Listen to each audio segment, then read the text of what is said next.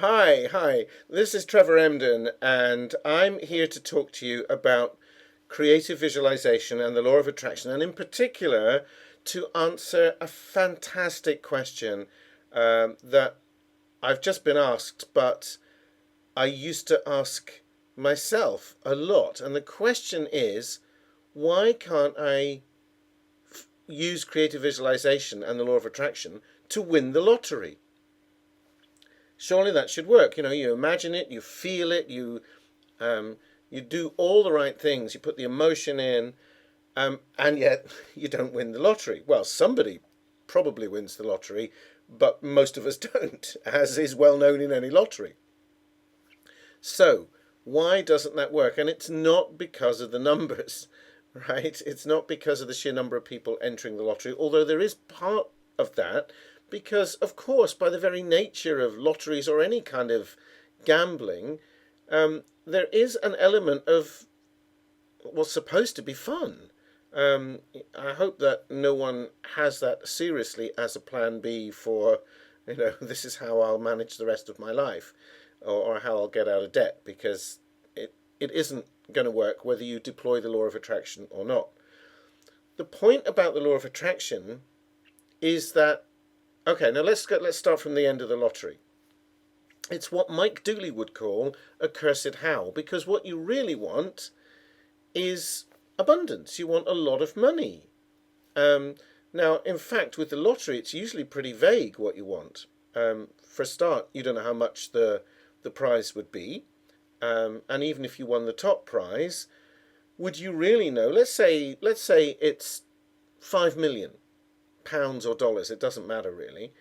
Now, would you really know what the value of £5 million or dollars actually is? I doubt whether I would, to be honest, because if you were really pinned down, so what do you want to do with it? What would you do with the money? Well, I'd pay off my mortgage, yes, and then you'd have about 4,950,000 left over.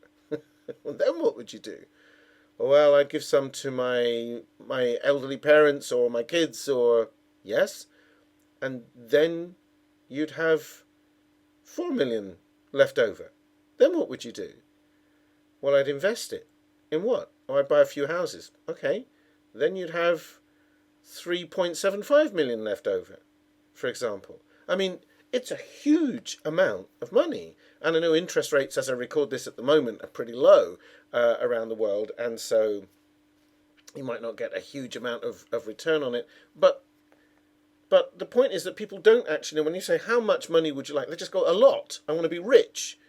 Well, what is that for you? Because, to be honest, for a lot of people, a few 100,000 would be a massive difference from where they are now. For some people, it would be a few million. And of course, there are people out there who really do have a handle on what the value of 5 or 10 or 50 million or even a billion would be.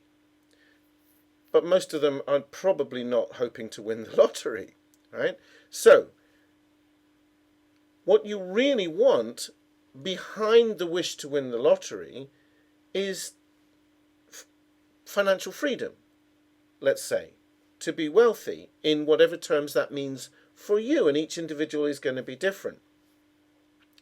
The lottery is one possibility. You might win the lottery, but you might inherit the money, or you might get offered some other financial opportunity, or some windfall from somewhere else.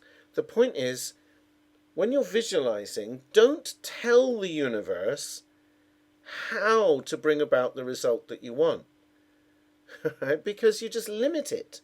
And the chances of you winning the lottery, even if you are a master of creative visualization, are still very, very slim. On the other hand, the chances of you being wealthy are immense, because the probability of that is vast. There is an unlimited amount of money available in the world. And by the way, if you have a belief that there isn't, that there's a finite amount of money in the world, then just ask yourself, where does the money come from when financial institutions compound interest stuff? So if you put, $10,000, pounds into a savings account and leave it there, and it's on a compound interest thing, every year the bank or the financial institution will give you some interest. In year one, you'll get, let's say it's 1%. So in year one, you'll get 10,100. But then in year two, you'll get the interest on 10,100, and then in year three, you'll get the interest on whatever that amount is. And so, where does all that come from? And if you really want to know or wonder, where's the limit on the amount of money? Well, then how come something like a loaf of bread is something like 2,300% more expensive than it was 100 years ago? Money, we just manufacture it. It comes out of our minds. Money is an imaginary thing that we turned into pieces of paper and coins, and one time it used to be goat skins, and now it's electronic blips. I can actually use this, my phone, to pay people, and nothing physical changes hands at all. I have no idea how it works. I press a button, go into a shop, press a button, and my phone says, "Yep, transaction completed," or something, and something comes up on the scanner in the shop that says blip accepted, and I walk out of the store with some goods. Nothing's actually changed hands at all. There's no physical money required anymore. Just electronic pulses and using, I don't know, Wi-Fi and computers, and we don't even need the physical stuff in our pockets and our purses anymore. So money is just imaginary, and we imagine that things have a value, and as culture changes and society changes, then, I remember when I was a kid, my dad bought a house for £1,500. Now, men, I mean, he's gone, but, men and women are earning £1,500 in a month, and that's fairly average. You couldn't buy a house for that now. You couldn't buy a house for 15,000. You'd be more like 150,000. So £1,500 in my lifetime.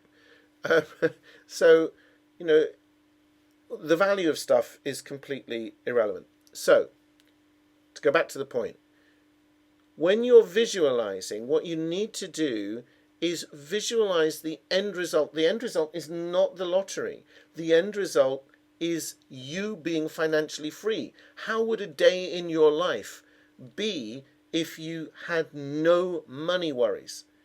If you could pick up the phone and just book a cruise to the other side of the world and say, "Oh, how much is that? Yeah, fine. Here's my card."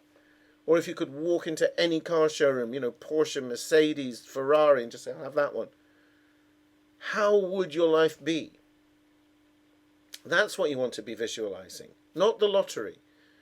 The lottery is one of millions of possibilities that you cannot predict. You cannot tell the universe how to bring about the result. And that's why, well, it's not because the universe minds, it's just because you limit it. And so even if 10 people out of the millions who play the lottery every week were visualizing themselves winning, what would you do if you were the universe? They can't all win the first prize. There's only one. It's not possible for that to be the case. And that applies in any situation where there can only be, a certain outcome. Sports people who visualize themselves winning the gold medal at the next Olympics or something. That's not necessary. It helps. That's proven beyond question that athletes use visualization, and it massively helps. Massively. Read stories about Andre Agassi and how he was taught to use visualization by Tony Robbins. Tony Robbins does not preach law of attraction, by the way, but he certainly is an advocate for positive creative visualization. So, there you go. Hope that answers the question. It's not the lottery you want to win. It's the financial freedom that you want. And that's what you need to visualize. How it happens is not your problem, not down to you. All right? So, I hope that makes sense. I hope that helps. And I'll catch up with you soon. I'll post this up on YouTube and elsewhere. See you soon.